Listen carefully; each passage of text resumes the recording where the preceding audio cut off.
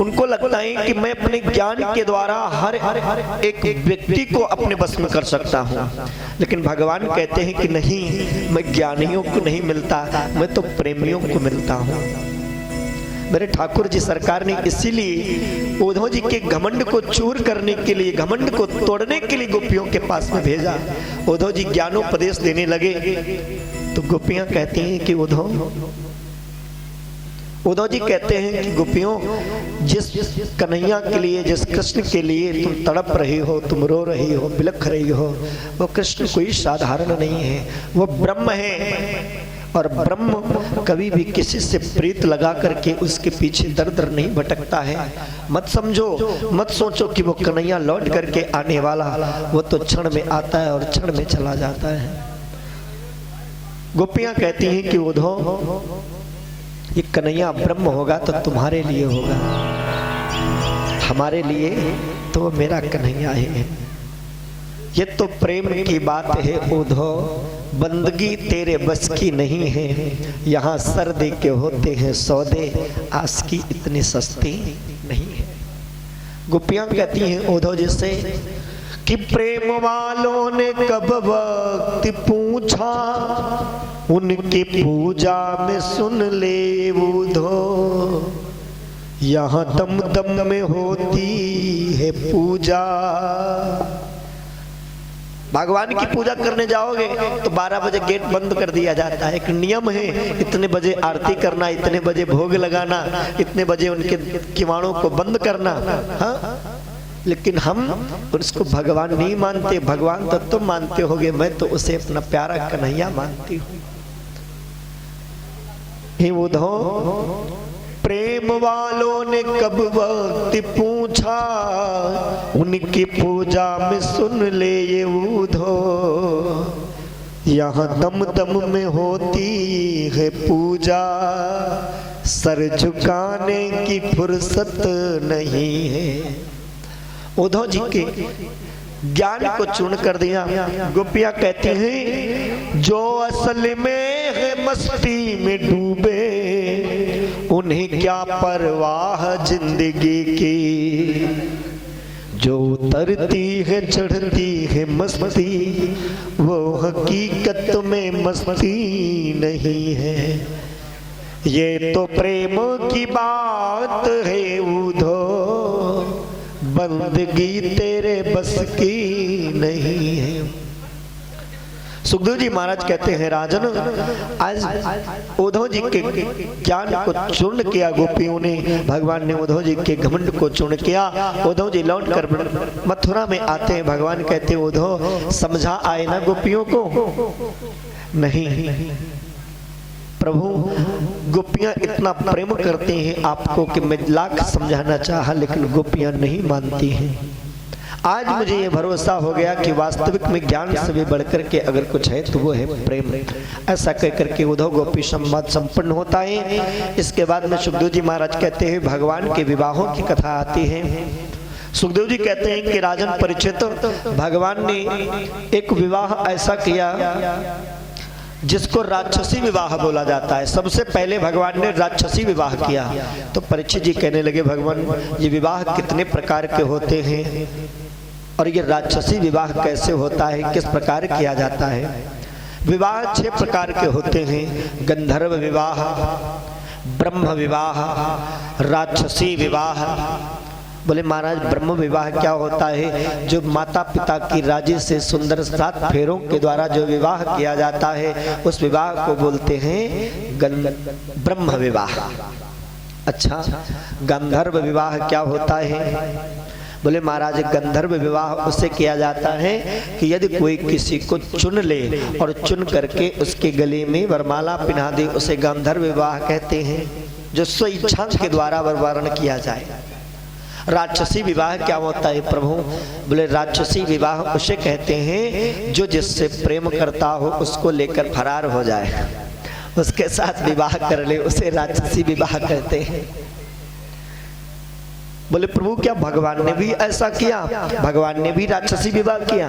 ध्यान रखना, हाँ, सावधान रहना।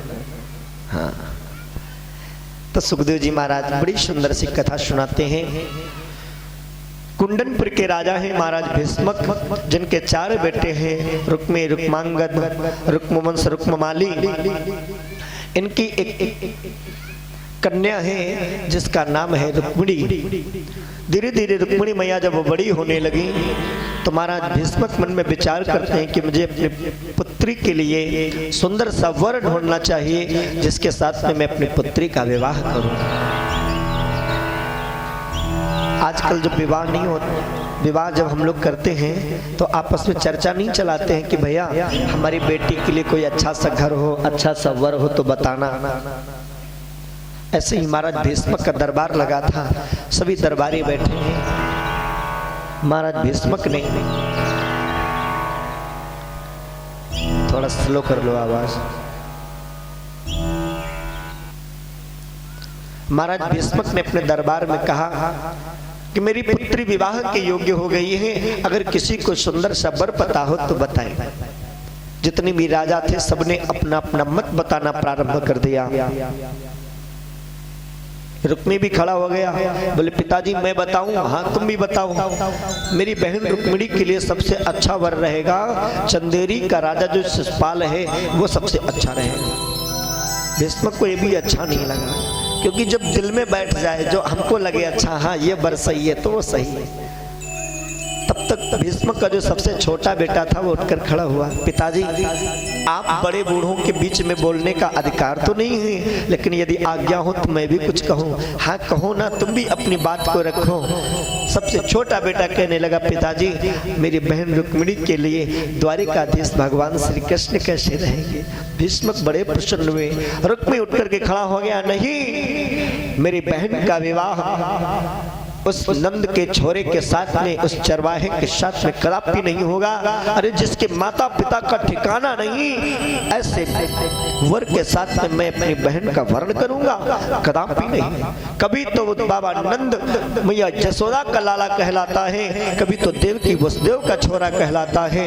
अरे जिसके माता पिता का ही पता ना हो, ऐसे कुल में मैं अपनी बहन को विवाह करूंगा?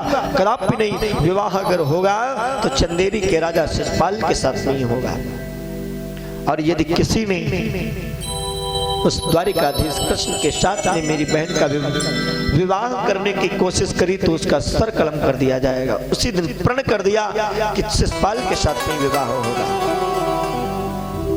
सुखदेव जी कहते हैं, राजन ये जो शिशुपाल है इसका जब जन्म हुआ था तो इसके 1000 भुजाएं थी। ब्राह्मणों से पूछा इसकी माँ ने कि महाराज हमारे बेटे के 1000 भुजाएं हैं, आखिर क्यों? तो ब्राह्मणों ने कहा कि भगवान श्री कृष्ण के द्वारा इसका अंत होगा। भगवान श्री कृष्ण इसकी 1000 भुजाओं को काटेंगे, उन्हीं के द्वारा इसका अंत होगा। इसीलिए इसकी 1000 भुजाएं हैं। शिशुपाल की मैया कन्हैया के पास में गई और हाथ जोड़ करके प्रार्थना करने लगी, प्रभु मुझे आप एक वचन दीजिए। कन्हैया बोले, मांगो क्या चाहते हो? मेरे बेटे की 1000 गलतियों को आप माफ कर दोगे, 100 गलतियों को आप माफ कर दोगे। क्यों? क्योंकि अगर 100 गलतियां मेरा लाला करेगा आप माफ कर दोगे तो इसका मरण नहीं होगा। नहीं तो अगर कुछ भी इसने अपराध कर दिया, आपने थोड़ा सा सुदर्शन को आदेश दिया तो मेरा लाला मर जाएगा। शिशुपाल की मैया ने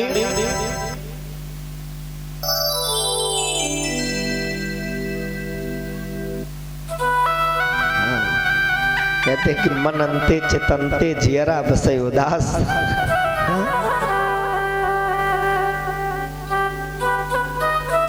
खूब अच्छी अच्छी हवाएं आ रही हैं उधर से।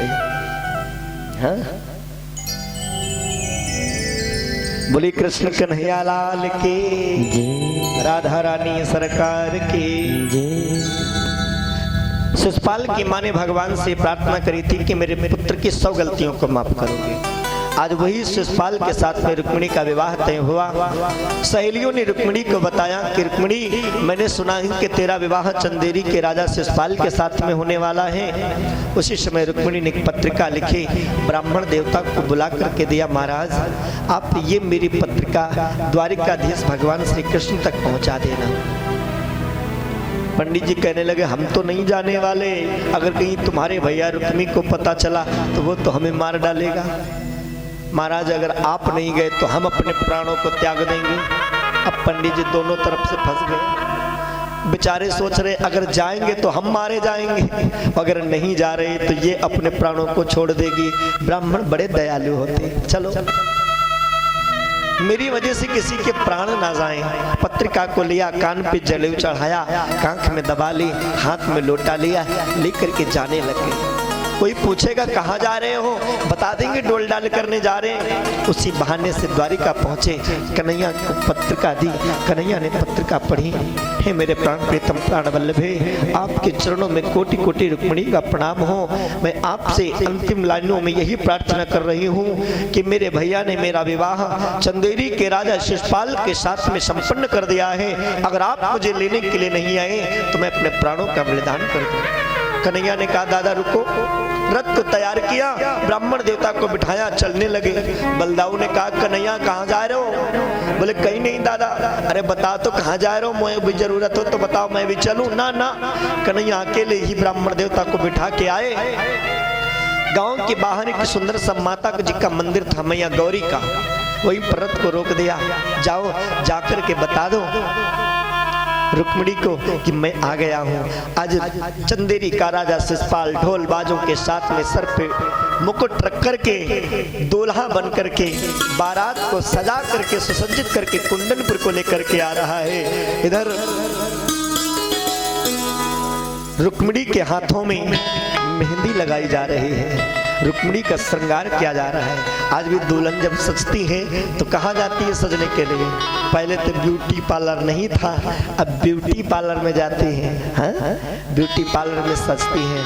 आज उसी प्रकार से मैया रुक्मिणी को भी सजाया जा रहा है। मैया कहती है कि मेरी सखियों आओ मेरी सखियों मुझे मेहंदी लगा दो,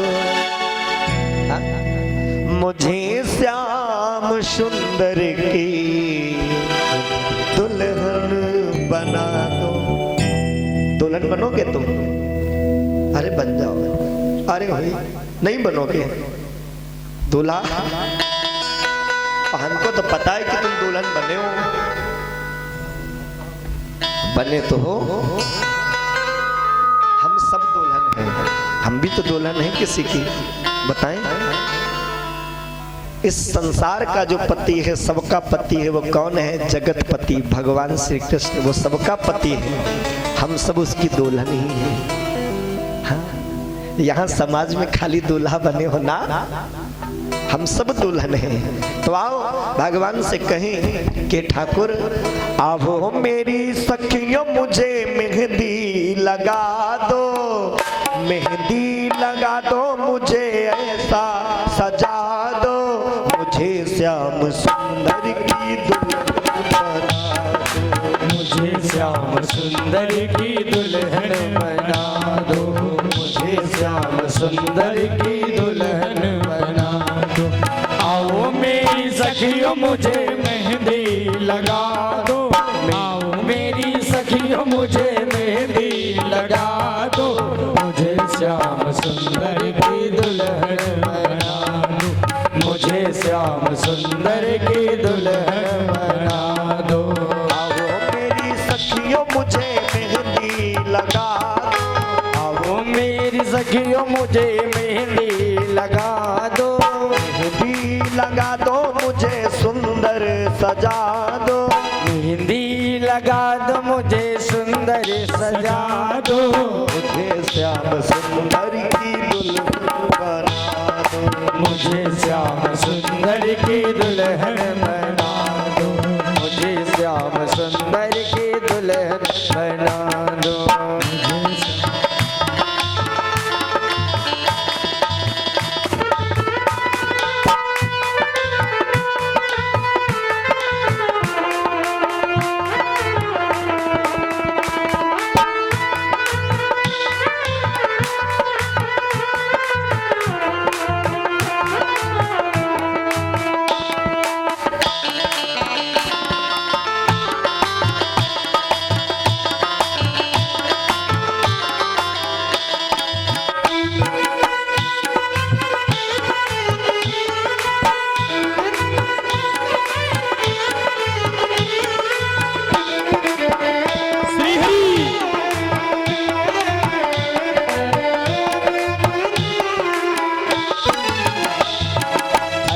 ओढ़ो चुनरी जो रंग नाई छूटे, ऐसी ओढ़ो चुनरी जो रंग नाई छूटे, ऐसा बरूं दुल्हा जो कबहू न छूटे, ऐसा बरूं दुल्हा जो कबहू न रूठे। असल सुहाग की बिंदिया लगा दो, चले सुहाग की बिंदिया लगा दो, मुझे श्याम सुंदर की दुल्हन बना दो, मुझे श्याम सुंदर की दुल्हन बना दो, मुझे श्याम सुंदर की दुल्हन बना दो।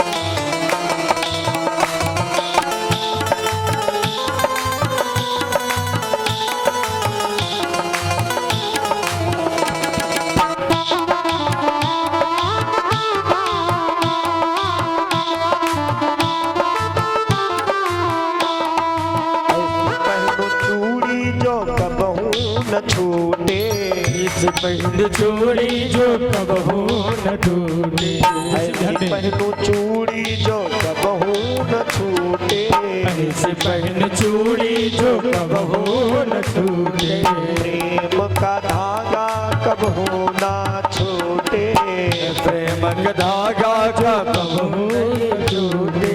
आज मेरी मोतियों से मांग भरा दो, आज मेरी मोतियों से मांग भरा दो, मुझे श्याम सुंदर की दुल्हन बना दो, मुझे श्याम सुंदर की दुल्हन बना दो। आओ मेरी सखियों मुझे मेहंदी लगा दो, मेहंदी लगा दो, मुझे ऐसा सजा दो, मुझे श्याम सुंदर की दुल्हन बना दो, मुझे श्याम सुंदर की दुल्हन बना दो।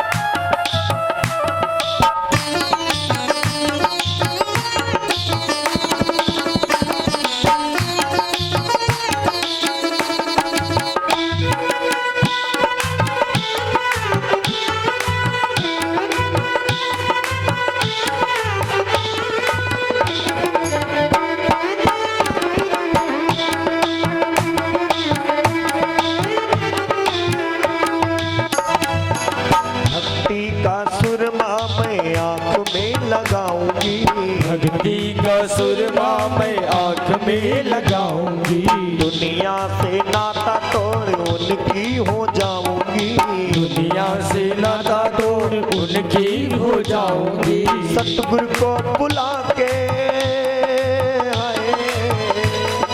सतगुरु को बुला के मेरे फेरे तो पड़वा दो, सतगुरु को बुला के फेरे तो पड़वा दो, मुझे श्याम सुंदर की दुल्हन बना दो, मुझे सुंदर की दुल्हन बना दो। आओ मेरी सखियों मुझे मेहंदी लगा दो, मेहंदी लगा दो, मुझे ऐसा सजा दो, मुझे श्याम सुंदर की दुल्हन बना दो, मुझे श्याम सुंदर की दुल्हन बना दो, मुझे श्याम सुंदर की दुल्हन बना दो। इधर तक एक ब्राह्मण देवता पहुंचे, रुक्मिणी को बताया, रुक्मिणी कन्हैया आ गए। रुक्मिणी सुंदर सा श्रृंगार करके तैयार होकर के अपने घर में सबसे झूठ बोल दिया। फिल्मी दुनिया वालों ने गाना बना दिया, मैं तुमसे मिलने आई, हाँ मंदिर जाने के बहाने, हाँ बोले आजकल एक बहाना और चल रहा है, मैं तुमसे मिलने आई ट्यूशन जाने के बहाने, हाँ? बोले हाँ ये समय चल रहा है आजकल का। सुखदेव जी महाराज कहते हैं, राजन मैया रुक्मिणी ने सबसे झूठ बोल दिया कि मैं गौरी माता के मंदिर में आशीर्वाद लेने के लिए जा रही हूँ। रुक्मिणी मैया आई, भगवान वहीं पर थे। कन्हैया जी ने रुक्मिणी के गले में माला पहना दी। रुक्मिणी जो माला लेकर के आई थी गौरी माता को चढ़ाने के लिए, वो कन्हैया को पहना दिया। कन्हैया ने रुक्मिणी की बाहों को पकड़ा, बोले अब समय नहीं, जल्दी बैठो, रथ पे चलो। रुक्मिणी को बिठाया और बिठाकर प्रभु जाने लगे। इधर तब तक किसी ने रुक्मिणी के भाई को रुक्मी को बता दिया कि तेरी बहन रुक्मिणी को कन्हैया ले गया। रुक्मिणी घोड़े पर सवार दौड़ता हुआ मेरे ठाकुर का पीछा कर रहा और शिषपाल ढोल बाजों के साथ आ रहा है, सब नाच रहे आज मेरे यार के साथ। रुक्मी पहुंचा, शिषपाल ने कहा कहाँ जा रहे हो भैया? अरे भैया जिसके लिए तुम आए हो उसको तो कोई और ले गया। क्या? वो द्वारिकाधीश कृष्ण ले गया। शिषपाल ने सर के ऊपर से मुकुट को उठा करके फेंक दिया, घोड़े पर सवार होकर म्यान से तलवार निकाल ली और कन्हैया का पीछा करने लगे। भगवान ने देखा, शिषपाल ने 100 गालियां भगवान को दी, भगवान ने माफ किया। जैसे 101वीं गाली हुई, कन्हैया ने सुदर्शन को आदेश दिया, शिषपाल का अंत कर दिया। बच्चा रुक्मिणी का भाई रुक्मी, भगवान ने उसको रस्सी में बांधकर रथ में बांध लिया और घसीटते हुए ले जा रहे थे। तो रुक्मिणी कहने लगी, प्रभु जब आप अपने सालों का ये व्यवहार करोगे तो आने वाले समय में कोई भी सारों का सम्मान नहीं करेगा, इसलिए मेरा भाई है, आपका सारा है, साला है, इसे छोड़ दो। भगवान ने उसे छोड़ दिया। रुक्मिणी पहाड़ों के ऊपर कुटिया डाल करके रहने लगा। मैं क्या मुँह लेकर के कुंदनपुर जाऊंगा, क्या बताऊंगा, वहीं पर रहने लगता है। इस प्रकार मेरे ठाकुर जी ने रुक्मिणी के साथ में राक्षसी प्रवृत्ति से विवाह किया है। दूसरा विवाह सत्यभामा के साथ में हुआ, तीसरा नागरजती के साथ, चौथा कालिंदी के साथ में हुआ। इस प्रकार से भगवान के 8 विवाह होते हैं। 9वां विवाह राधा जी का भगवान जी का माना जाता है। और जो हमने बताया था 9.5 वाला आधा विवाह जो कुब्जा है वो भगवान की पत्नी के रूप में मानी जाती है। भगवान ने कुब्जा को पत्नी के रूप में स्वीकार किया था।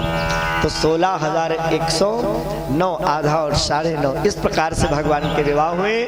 भगवान द्वारिका में निवास करने लगे। प्रेम से बोलो द्वारिकाधीश भगवान की। इसके बाद में बड़ी ही सुंदर सी कथा आती है, सुदामा चरित्र की पावन सी कथा। भगवान ने सुदामा जी से मित्रता करके हम सबको ये शिक्षा दी है कि एक मित्र के साथ मित्रता का व्यवहार कैसे करना चाहिए। सुदामा जी बचपन के मित्र हैं। गुरु शांतिपन उनकी कुटिया में भगवान रहते थे। जब पढ़ने जाया करते थे तो वहीं पर सुदामा जी महाराज भी पढ़ते थे। एक दिन मैया ने कहा सुदामा जी को बुला करके कि सुदामा भोजन बनाने के लिए संविधाएं नहीं है, इसलिए क्यों प्रांजल हंसी बात। हाँ क्योंकि तुमको एक्सपीरियंस होगा, हम तो खाते नहीं जो हमें पता हो। सुदामा जी को मैया ने जो चने दिए थे, सुदामा जी ने उन चनों को निकाला और निकाल करके चनों को चबाना प्रारंभ कर दिया। जैसे ही चने चबाने लगे तो चने को जब हम दांतों से फोड़ेंगे तो आवाज आएगी। चुपके से चने चबाने वाले नहीं होते। सुदामा जी ने चनों को चबाना प्रारंभ किया। आवाज कन्हैया के कान में गई, दादा क्या खा रहे हो? अरे कन्हैया खाने को यहाँ जंगल में का रखो, ठंड के मारे दांत कटकटाए जाए रे, तू कह रो का खाए रो? कछु नहीं खाए रे। झूठ बोल दिया। कहते हैं गुरु सन कपट मित्र सन चोरी, या होए निर्धन या होए कोढ़ी। भगवान ने मन में विचार किया, देखो दादा ने आज मुझसे झूठ बोल दिया, लेकिन जानते हो क्यों झूठ बोला? सुदामा जैसा ब्राह्मण होना इस संसार में दुर्लभ है। सुदामा जैसा ब्राह्मण होना इस संसार में दुर्लभ है। दुर्लभ ही नहीं महादुर्लभ मानो। ये जो चने थे साधारण निश्रापित चने थे। एक गाय माता भूख से व्याकुल होकर के गांव के किनारे चनों का खेत था, उसमें चने खाने लगी। किसान आया, अरे इसने तो मेरी सारी चनों को चबा लिया, मारना प्रारंभ कर दिया। इतना मारा गाय माता का मलमूत्र त्याग हो गया। उसी समय गाय माता ने श्राप दे दिया कि तूने इन चनों को खाने के पीछे मुझे इतना दंड दिया है, मैं श्राप देती हूँ, इन चनों को जो भी चबाएगा वो दारिद्री हो जाएगा। एक प्रमाण ये आया। और वही ये चने थे। सुदामा जी सोचते हैं अगर इन चनों को मैं कन्हैया को दे दूंगा, मेरे ठाकुर गरीब हो जाएंगे तो हम सबका क्या होगा। इसलिए स्वयं गरीब होना मंजूर किया, कन्हैया को चनों को नहीं दिया। दूसरा कारण मिलता है, एक बहुत ही वृद्ध माता जी थी, उनके पास में कुछ भी खाने के लिए नहीं था। बेचारी गांव में जाती थी, मांगने पर जो भी मिल जाता था उसी से पेट पालन करती थी। जेठ बैसाख का बहुत ही तीव्र धूप होती थी, जेठ बैसाख का महीना था। मैया गांव में गई, मांगने पर थोड़े चने मिले, पूरे दिन की भूखी उन चनों को लेकर के वो अपनी कुटिया में आ रही थी। धूप बहुत तेज होने के कारण माँ बेहोश होकर गिर पड़े। वहीं से दो चोर गुजर रहे थे, पोटली को देखा, आहा हमको लगता है कि इसमें कोई हीरे जेवरात जरूर होंगे, उठा लिया। लेकर के दूर जब निकल आए, उसे खोला तो उसमें चने मिले। इनका क्या करूंगा, उन पोटली को वैसे ही बांधकर सांदीपन मुनि की कुटिया में फेंक दिया। इधर जब वो माता उठती हैं, देखती हैं चने नहीं, तो क्रोध में आ गई हैं, प्रभु एक तो तूने खाने के लिए मुझे कुछ भी सहारा नहीं दिया और जो भी आज मुझे मिला था वो भी छीन लिया। माँ ने दुखी शब्दों में कह दिया कि जो उन चनों को चबाएगा वो दारिद्री हो जाएगा। वही श्रापित चने हैं, ये बात सुदामा जी जानते हैं। सुदामा जी ने इसीलिए कन्हैया को नहीं दिया और स्वयं गरीब बन गए। आज गरीबी को झेलते झेलते सुदामा जी की एक पत्नी है जिनका नाम है सुशीला।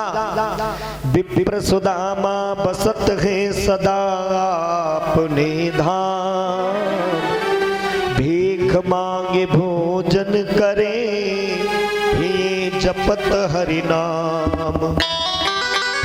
भीख मांगे भोजन करे, ये जपत हरि नाम।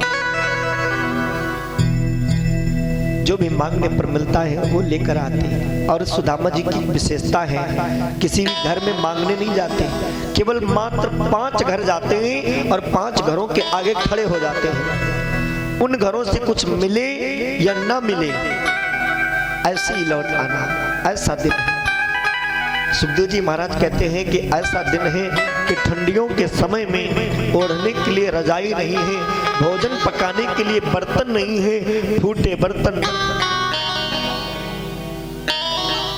टूटी कठौती, फूटी कठौती, खाने के लिए भोजन नहीं, ओढ़ने के लिए बिस्तर नहीं, रहने के लिए घर नहीं है। ऐसी दशा है महाराज सुदामा जी की। एक दिन के बाद भगवान ने सुशीला को स्वप्न में दर्शन दिए कि सुशीला तू अपने पति को द्वारिका भेज दे। द्वारिकाधीश भगवान श्री कृष्ण जो हैं वो तेरे पति के मित्र हैं, तू अपने पति को द्वारिका भेज दी, वो जरूर उनकी सहायता करेंगे। सुशीला जब उठी सो करके, महाराज आज मैंने स्वप्न में एक चीज देखी। हाँ बताओ क्या देखा, पहले मुझे ये बताओ, क्या आपके मित्र सुदामा, आपके मित्र द्वारिकाधीश भगवान श्री कृष्ण हैं? सुदामा जी कहने लगे हाँ, लेकिन तुझे कैसे पता? अरे पहले बताओ तो। हाँ है। तो कब से उनसे नहीं मिले हो? बहुत दिन हो गए। आज मेरे कहने से तुम द्वारिका चले जाओ, आपके मित्र इतने पैसे वाले, इतने बड़े हैं, वो जरूर कोई न कोई आपकी मदद करेंगे। सुदामा जी कहने लगे क्या कह रही है तू, जानती भी है वो इतना बड़ा राजा और हम कहाँ फकीर, हम वहां जाएंगे तो वो पहचानेगा भी नहीं, वो भूल गया होगा सारी मित्रता को, वो हमें पहचान भी नहीं पाएगा, कहाँ बचपन का मित्र। शिक्षक हो सिगरे जग को तीयता की कहाँ अब देती है शिक्षा, जे तप के परलोक सुधारत संपत्ति की तिनके नहीं इच्छा। मेरे ही ये हरि के पद पंकज 12,000 ले देखी परीक्षा, औरन को धन चाहिए बावरी, ब्राह्मण को धन केवल भिक्षा। तू वहां कहते हैं अरे ब्राह्मण के तो ये लेख में लिख दिया गया है कि उसको जीवन भर भीख मांग करके ही खाना होगा। सुशीला कहती है स्वामी मैं मानती हूँ, मैं आज तुम्हें द्वारिका नहीं भेजती, लेकिन को दो सवा जुर तो भरी पेट, तो चाहती ना दधि दूध मिठौती।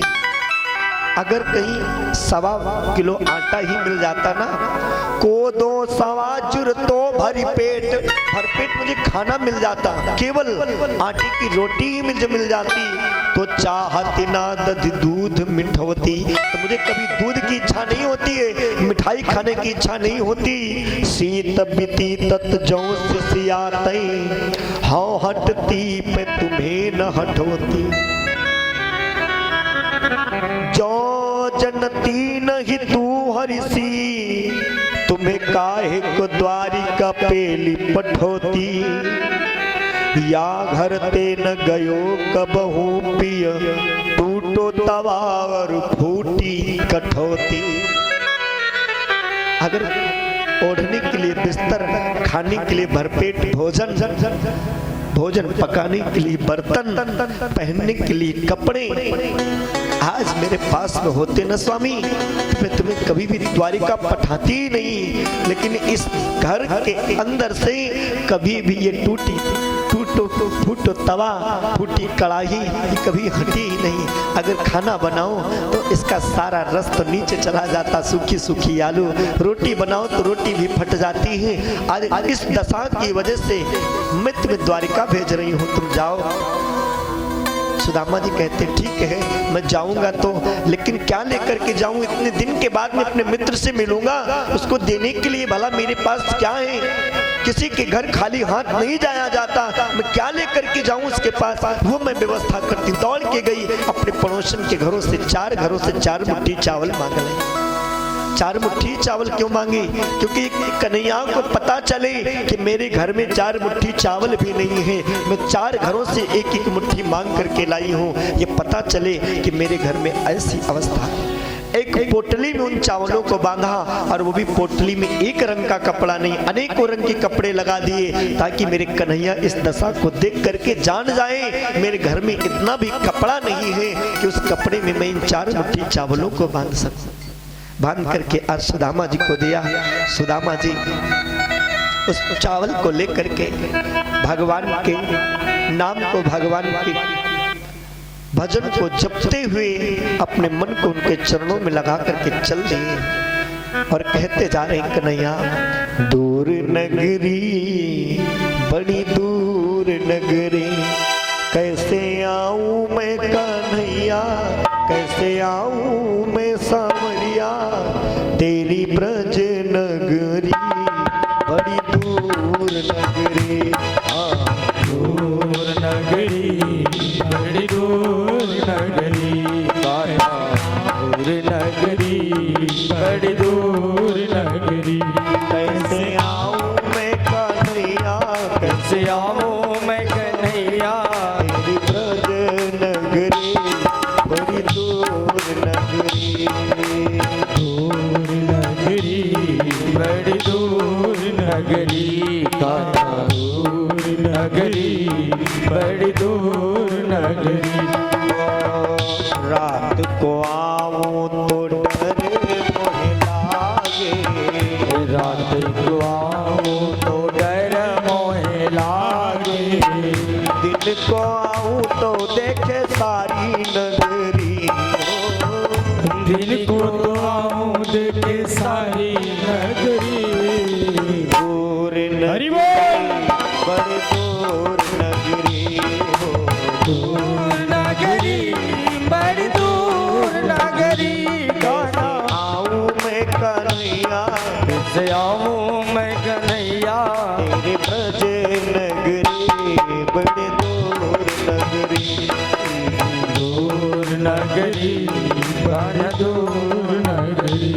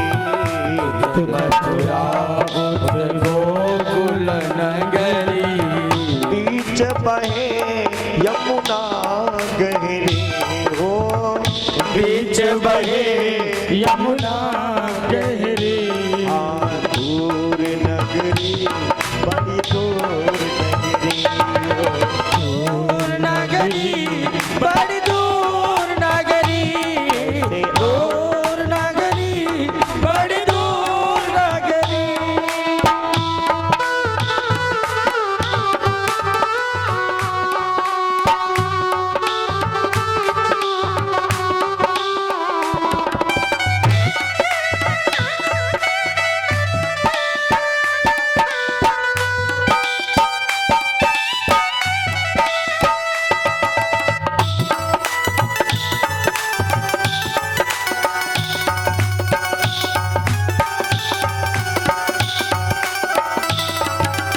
दूर नगरी बड़ी दूर नगरी।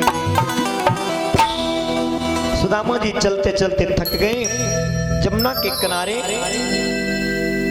लेट गए। अब कन्हैया अगर तुझे बुलाना है तो तू ही मुझे यहाँ से ले चल, मैं तो जाने वाला नहीं। सो गए। भगवान ने अपनी माया को भेजा, वहां से उठा करके द्वारिका पहुंचा दिया सुदामा जी को। नेत्र खुले, कहाँ पे आ गया भैया, ये कौन सी नगरी है? ये द्वारिकापुरी 6। मतलब क्या 6 द्वारिका है? ना ना, ये द्वारिकापुरी है। अच्छा, यहाँ पर वो कन्हैया कहाँ रहता? बोले महाराज धीरे से बोलो, यहाँ पर नाम इतनी जोर से नहीं लिया जाता, और उनका नाम है श्री श्री श्री 1008 द्वारिकाधीश महाराज। अच्छा, कहाँ पे? बोले वो रहते हैं, वो जो बड़ा वाला गेट दिखाई पड़ रहा। सुदामा जी महाराज चलते चलते पहुंचे, 2 द्वारपाल खड़े थे। उन द्वारपालों से सुदामा जी ने कहा, भैया मैं द्वारिकाधीश भगवान श्री कृष्ण से मिलने आया हूँ। द्वारपालों ने सुदामा जी की तरफ देखा, कंधे पर जनेऊ था, तो प्रणाम किया। ब्राह्मण ने, किससे मिलने आए हो? कृष्ण से मिलने आया हूँ। वो कौन है आपकी? वो मेरे सखा हैं। अच्छा, बचपन के मित्र हैं। जैसे कहा, एक बात तो द्वारपालों ने मन में सोचा कि इनके मित्र मेरे ठाकुर जी होंगे, लेकिन फिर द्वारपाल का कर्तव्य होता कोई भी आए सूचना मालिक तक पहुंचाना। पहुंचे, प्रभु आपसे मिलने के लिए कोई आया है। कौन है? शीस पगान झगा तन में प्रभु, जाने को आही बसे के ग्रामा, धोती फटी सी लटी दुपटी, और पाए उपा नहीं की नहीं सामा, द्वार खड़े हो तुझी दूरी बल एक, रहो चकी सो बसुधा विरामा, पूछत दीन दयाल को धाम, बतावत अपनो नाम सुदामा। जैसे मेरे ठाकुर ने सुदामा नाम सुना, बोले द्वारपाल सुदामा नाम पाणे सुनी, छोड़े राजकाज ऐसी जी की गति जाने की। भगवान दौड़ पड़े, नंगी पैर पैरों में खड़ाऊ भी नहीं है, पीताम्बर पड़ा था भगवान के कंधे पर, पीताम्बरा भी छूट गया। ऐसे दौड़ पड़े जैसे मान लो कि भगवान का कुछ छूटा जा रहा। द्वारिका के नाथ हाथ जोरी धाई गहे पाए, भेंट लपटाए करे ऐसे दुख साने। चरणों में गिर पड़े सुदामा जी की। ये सब देखकर रुक्मिणी देख रही, हैरान रह रही, हाय ये कौन है? द्वारपाल दिख रहे, ऐसा कौन व्यक्ति ये आ गया जो मेरे ठाकुर जी सरकार उसके चरणों में गिर पड़े। प्रभु ने सुदामा जी को गले से लिपटा लिया। आओ दादा, आकर अपने सिंहासन पर बिठाया, नीचे बैठ गए स्वयं भगवान और सुदामा जी के चरणों को दबाने लगे। दादा ऐसे बेहाल बेवाइन सी पग, कंटक जाल लगे पुनि जोए, हाय महादुख पायो सखा तुम, आए न इते किते दिन खोए। देखी सुदामा की दीन दशा, करुणा निधि करुणा कर रोए, पानी परात को हाथ छुओ नहीं, नयनन के जल से पग धोए। भगवान ने सुदामा जी, दादा ये पैरों में बेवाइयां पड़ गई, इतनी कांटे लगी, ये क्या हाल बना रखा। भगवान अपने मुंह से सुदामा जी के पैरों के कांटों को खींचते हैं। सुदामा जी की ऐसी दशा को देखकर इतना रोए हुए मेरे ठाकुर जी कि पानी रखा का रखा रह गया, लेकिन भगवान ने अपने आंसुओं से उनके पैरों को धुल दिया।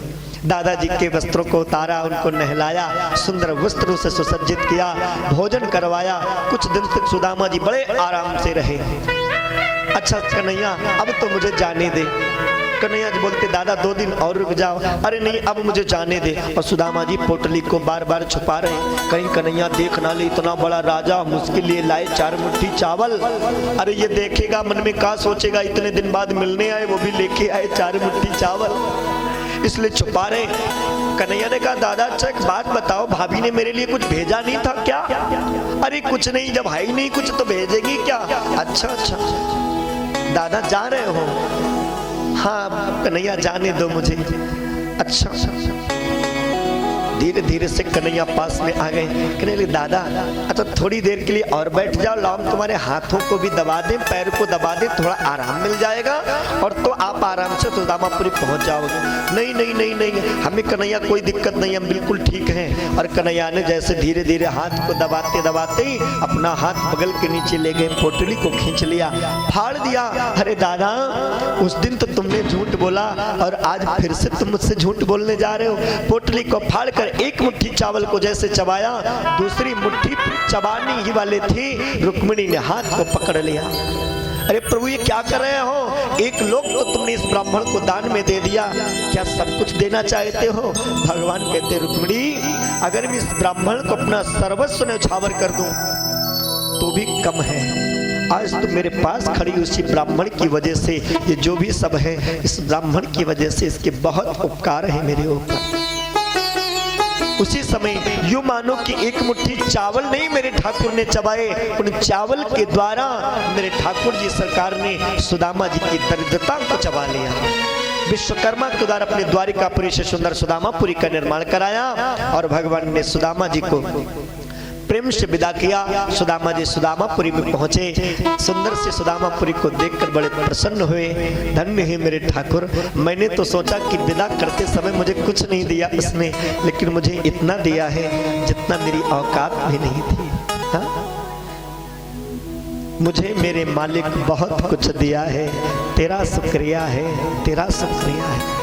हमेशा हनुमान जी के मंदिर में मांगने जाते होगे, एक बार जाकर के ये भी कह दिया करो कि भगवान आज मांगने नहीं आए, आज आपका शुक्रिया अदा करने के लिए आए।